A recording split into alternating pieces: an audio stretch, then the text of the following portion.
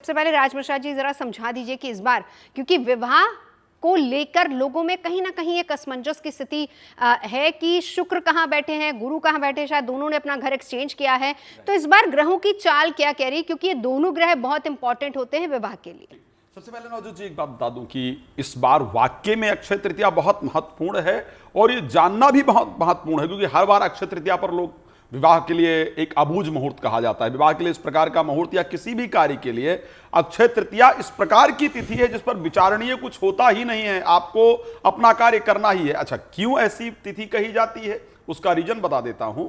इस दिन भगवान परशुराम जी का अवतार हुआ था, जिनके लिए श्री रामचरितमानस में भगवान राम ने स्वयं कहा कि नाथ एक गुण धनुष हमारे और नवगुण परम पुनीत तुम्हारे, यानी ब्रह्म का 9 गुणों से जो परिपूर्ण अवतार हुआ था वो अक्षय तृतीया को हुआ था। उसी प्रकार से अगर देखा जाए हयग्रीव भगवान का जो एक स्वरूप है हयग्रीव का, उनका अवतार आज के दिन हुआ। यही वो दिवस है जिस दिन नर नारायण का अवतार हुआ।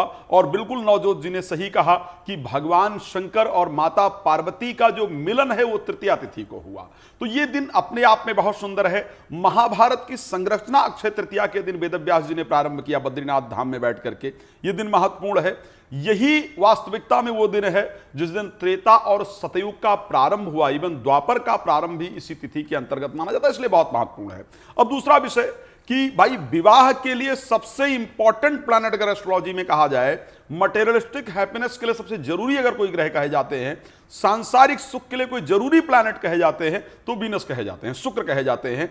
अगर शुक्र अस्त हो या पाप पीड़ित हो तो ऐसी परिस्थिति में विवाह आदि मांगलिक जो कार्य है, चाहे गृह प्रवेश है, मुंडन है, विवाह इत्यादि मांगलिक कार्य है, वो करना निषेध बताया जाता है ये शुक्र और बृहस्पति अस्त हो जाएं। अब एक बहुत महत्वपूर्ण विषय है, इस बार शुक्र अस्त नहीं है, लेकिन देखने वाला विषय यह है कि शुक्र शनि के साथ और राहु 2 पापक ग्रहों के मध्य में जाकर के बैठे हुए हैं, साथ में बुध उनके साथ नीचस्थ हैं। तो ये स्थिति शुभ मानी जाती है? इसको शुभ नहीं माना जाएगा, इस चीज को ध्यान रखिएगा। अगर इस स्थिति की मैं बात करता हूं तो विवाह करने वाले जोड़ों को इस पर विशेष ध्यान देने की आवश्यकता है। यानी यदि आप अक्षय तृतीया पर विवाह करने जा रहे हैं तो यह अस्त जैसी परिस्थिति ही कही जा सकती है। ठीक है राजप्रसाद जी, जब हम अक्षय तृतीया और शुभ विवाह की बात करते हैं, क्या संबंध है इनका, क्या मान्यताएं हैं पुराणों में, क्या कुछ इसके बारे में बताया गया है? देखिए, अगर अक्षय तृतीया की बात करते हैं शास्त्र के अंतर्गत, क्योंकि मैंने श्री रामचरितमानस में एक चौपाई है कि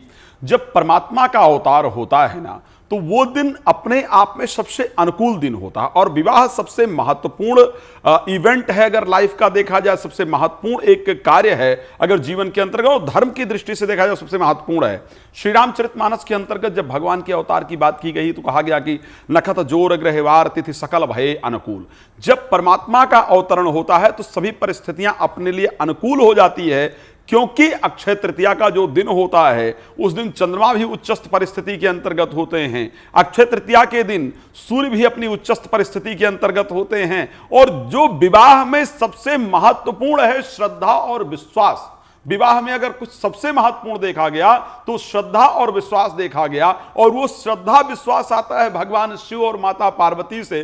शास्त्र में कहा गया, श्री रामचरितमानस में गोस्वामी जी ने कहा कि भवानी शंकरो वंदे श्रद्धा विश्वास रूपिणो। और यही वो तिथि है, तृतीया तिथि ही है जब दोनों की मुलाकात होती है। भगवान शंकर की और माता पार्वती की वास्तविक जो परीक्षा है, जो वास्तविक मुलाकात है दोनों के विवाह की, वो इस दिन के दिन होती है। इसलिए तृतीया तिथि को सबसे महत्वपूर्ण माना गया।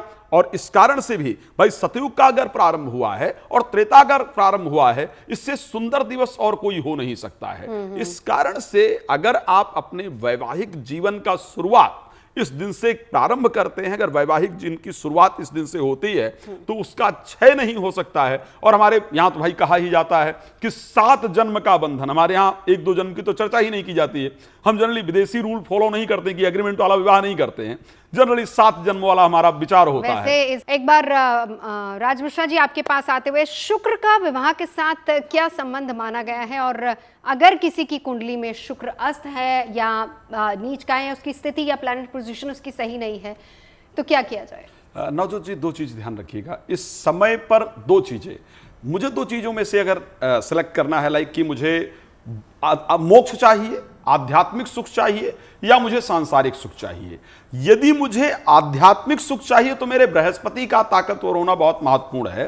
बृहस्पति का अच्छी पोजीशन में होना महत्वपूर्ण है। अगर बृहस्पति अच्छी पोजीशन के अंतर्गत नहीं है तो मैं आध्यात्मिक सुख को नहीं प्राप्त कर सकता। उसी प्रकार से अगर मुझे इस संसार की मटेरियलिस्टिक हैप्पीनेस चाहिए, चाहे जिसकी मैं बात कर रहा हूं, ध्यान रख लीजिएगा, चाहे मैं मैरिज की बात कर लूं, या मैरिज लाइफ की बात कर लूं, या मैं बात कर लूं आपको, चाहे वाहन की बात कर लूं, घर की बात कर लूं, संतान की बात कर लूं, शेयर मार्केट की बात कर लूं, इस संसार, अपने शरीर के सुंदरता की इवन अगर मैं बात कर लूं, क्योंकि स्किन के कारक तो बुद्ध हैं, लेकिन उस त्वचा में जो चमक है, जो स्किन में ग्लो है, जो अट्रैक्शन है, वो बिना शुक्र के पॉसिबल नहीं है। तो जब सभी जो मटेरियलिस्टिक हैप्पीनेस है उसके कारक वीनस हैं, मैं एक चीज मान लेता हूं, वीनस इस टाइम एग्जॉल्टेड पोजीशन में है, अपने उच्चस्थ राशि के अंतर्गत बैठे हैं, लेकिन उच्चस्थ राशि में बैठ करके भी अगर वो दो पाप ग्रहों के मध्य में जाकर के पीड़ित हो जाते हैं, और शास्त्र एक शब्द कहता है कि संगत ही गुण होत है, संगत ही गुण जाए। जिस प्रकार के व्यक्ति के साथ आपकी संगति होती है उस प्रकार का नेचर आपका तैयार होता है। तो ऐसे परिस्थिति के अंतर्गत जब शुक्र दो पापक ग्रहों के मध्य में जाकर के बैठ जाते हैं, शनि और राहु के अंतर्गत, तो फिर सावधानी रखनी होगी। चाहे हम विवाह करने जा रहे हैं, चाहे गृह प्रवेश करने जा रहे हैं, और चाहे हम वाहन इत्यादि खरीदने जा रहे हैं, चाहे मुंडन संस्कार इत्यादि करने जा रहे हैं, इन सभी परिस्थितियों में शुक्र के उच्चस्थ होने के बाद पाप पीड़ित होने से उनको बल प्रदान करने की आवश्यकता है। जो ग्रह पाप पीड़ित कर रहे हैं, शनि और राहु, उनको शांति की आवश्यकता। अगर विवाह अक्षय तृतीया पर आप करने जा रहे हैं तो इस बात को मेरे बहुत ध्यान से सुन लीजिएगा, शनि और राहु का बिना उपाय किए गरीबों को दान इत्यादि किए, मुझे लगता है करना बेहतर बिल्कुल। नहीं। अब इसका हेल्थ से क्या कनेक्शन है? देखिए, हेल्थ से बहुत बड़ा कनेक्शन है। मैं अगर अक्षय तृतीया को देखूं तो मैं खैर प्रत्येक जगह पर अगर मैं इस कनेक्शन को सोचने का प्रयास करूं तो मैं कह सकता हूं, बिकॉज इस दिन 9 गुणों के साथ, एक गुण नहीं, जिस प्रकार अष्ट सिद्ध नवनिधि के दाता भगवान हनुमान जी को कहा जाता है, उसी प्रकार भगवान परशुराम जी को राम जी ने कहा, नाथ एक गुण धनुष हमारे, देव एक गुण धनुष हमारे, और 9 गुण परम पुनीत तुम्हारे, 9 गुण एक साथ आपके अंदर है।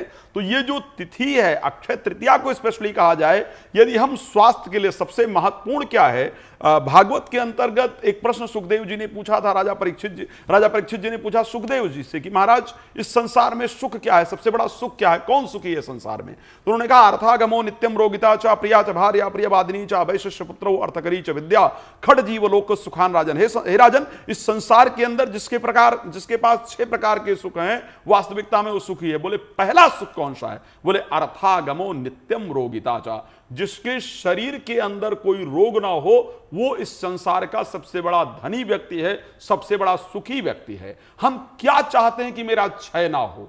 इस संसार में शरीर के क्षय होने से सब कुछ क्षय हो जाता है।